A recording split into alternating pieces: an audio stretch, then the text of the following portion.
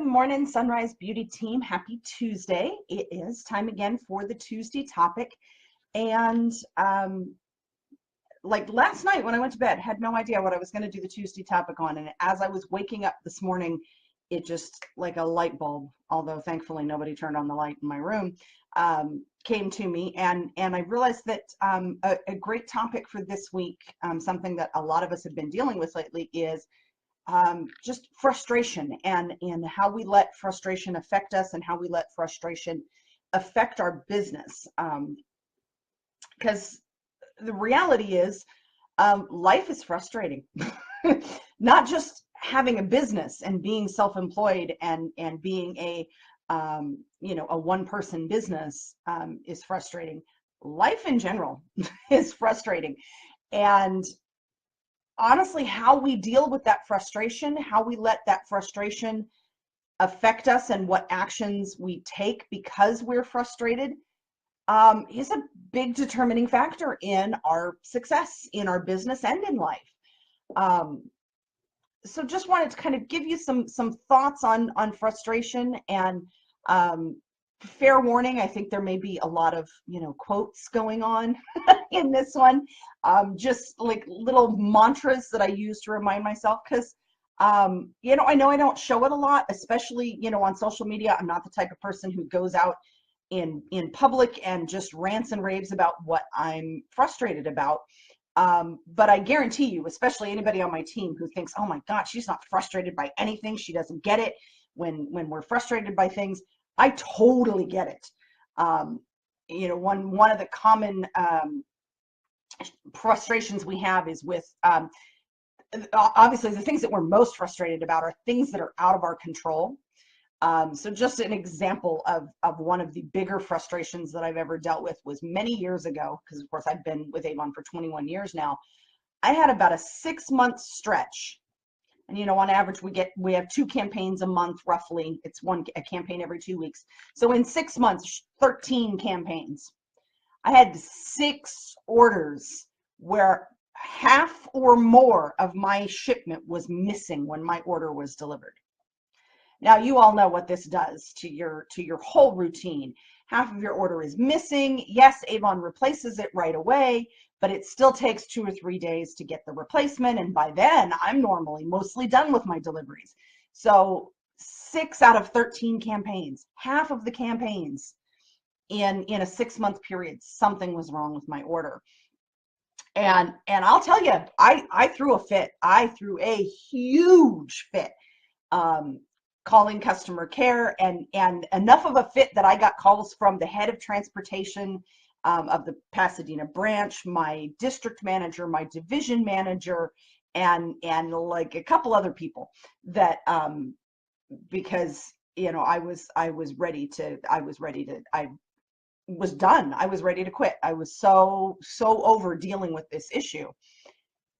And ultimately what we ended up doing was, the issue was with the delivery driver that I had. Often it is the specific driver that you have. That's why so often you'll hear, I'm the first one to say, I rarely have any trouble with UPS. I have a fantastic driver, but I know somebody who, lives, the next route over from where I'm at, who has nothing but trouble with UPS. So, a lot of times it comes down to that one person that you're dealing with that can be the issue. And so the solution was, so finally I figured out that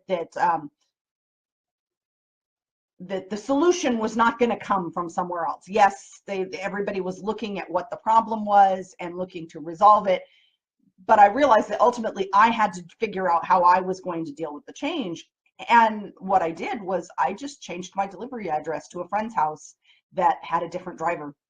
So so sometimes it's getting through that frustration and finding a solution that works, especially when it's something that's out of our control, something that we can't change.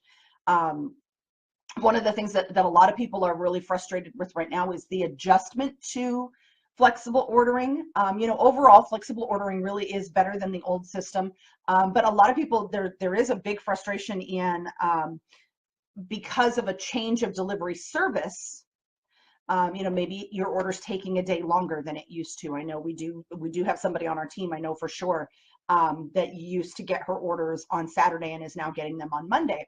So the great thing about flex ordering is under the old program, we didn't have the ability, we couldn't change our day. We couldn't say, well, I want to get my order on Friday, not on Monday, so I'm going to order a day sooner. That wasn't an option. With flex ordering, that is. We have a lot more control to take the parts that we can't change, the amount of time it takes for the order to get from our branch, either from Pasadena or Zanesville to wherever we live, via whatever carrier it is that's bringing it.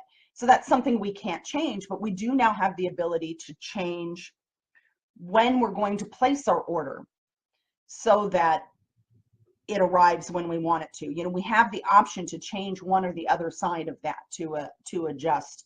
You know, if we absolutely want to put our order in on a certain day, then we just need to find a way to work with when it's going to arrive.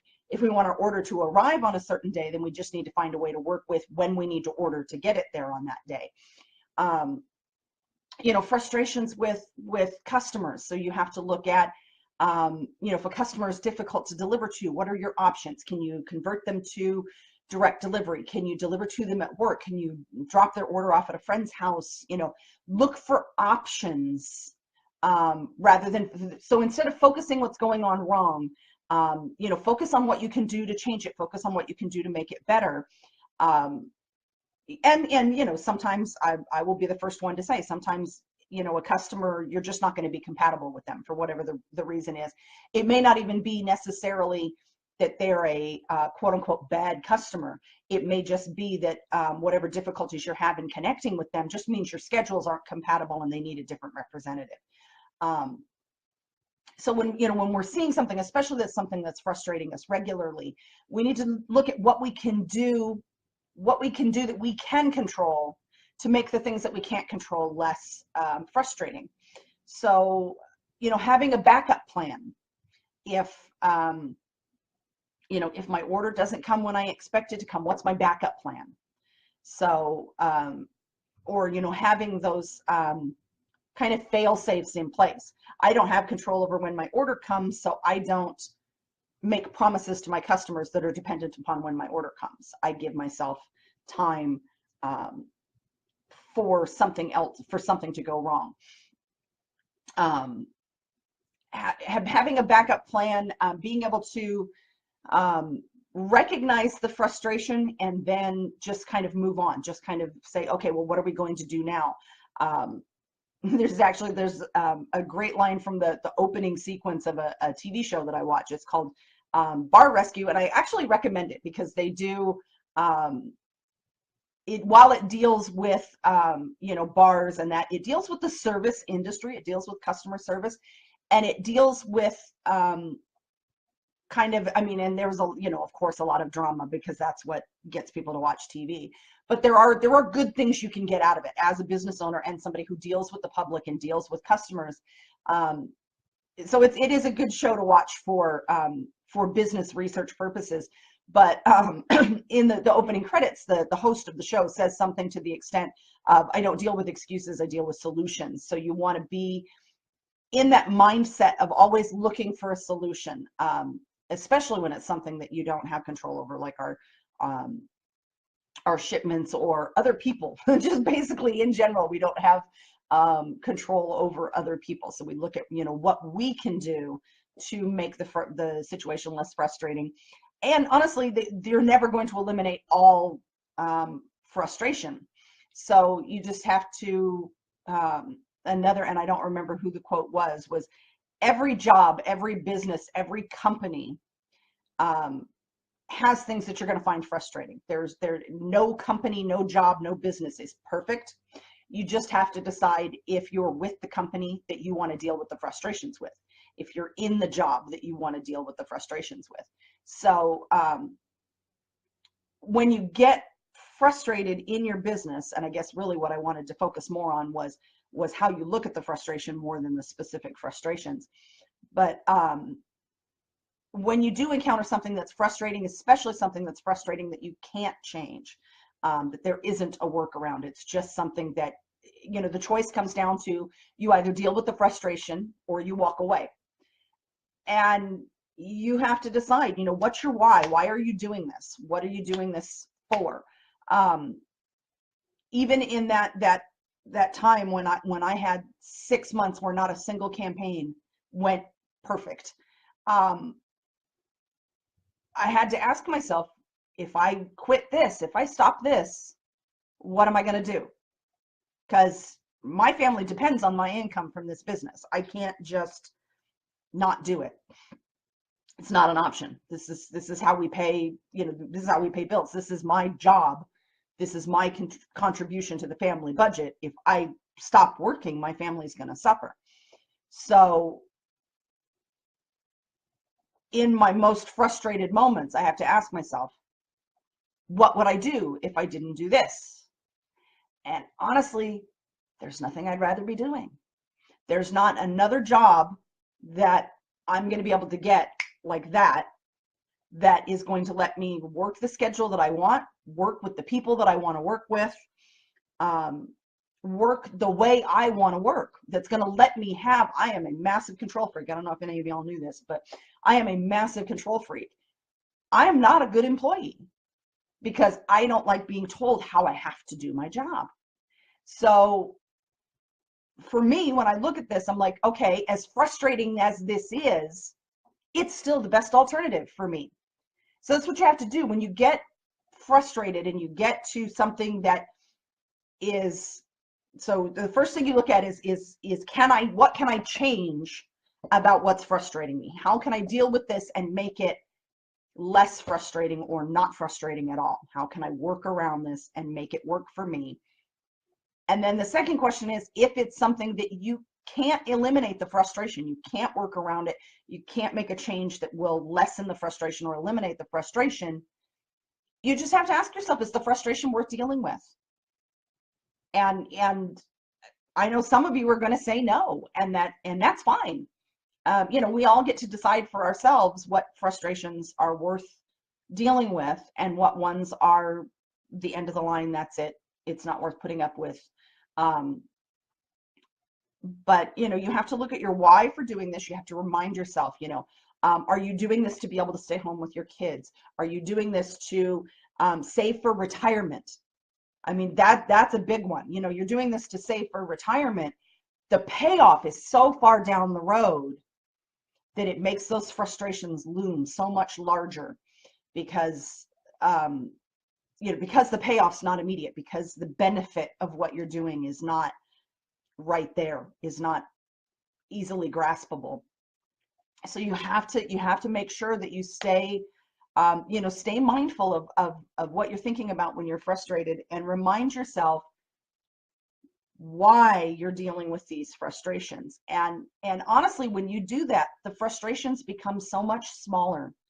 They just become little annoyances, not giant roadblocks that say, turn back, don't enter here, sort of thing. So,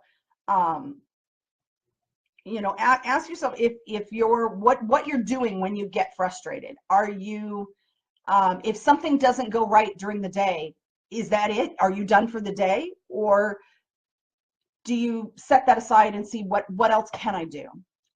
You do an event, you set up a table at a vendor event, or a community fair or something like that, and the traffic isn't there. There's not enough people to talk to.